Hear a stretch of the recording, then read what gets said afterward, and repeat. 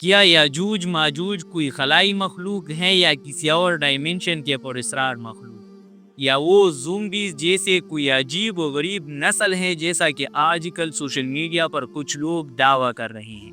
آج ہم اس مسئلے کو قرآن کریم، صحیح احادیث اور امت کے اجماعی فہم کی روشنی میں سمجھیں گے۔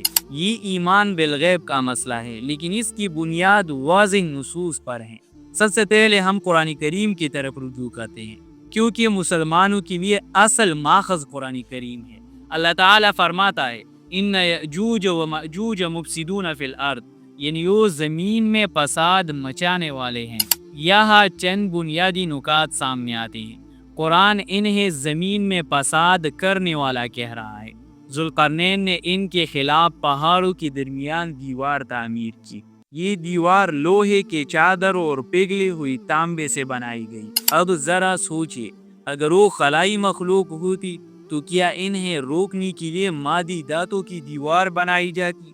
یا اگر وہ کسی اور ڈائمینشن کی ہوتی تو کیا پہاڑوں میں انہیں قید کیا جا سکتا تھا؟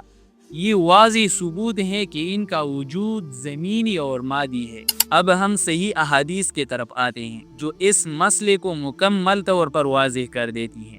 نبی کریم صلی اللہ علیہ وسلم نے صاف الفاظ میں فرمایا ہے یأجوج و مأجوج من ولد آدم، یعنی یاجوج ماجوج آدم علیہ السلام کے اولاد میں سے ہیں۔ یہ جملہ ہر قسم کے ابہام کو ختم کر دیتا ہے۔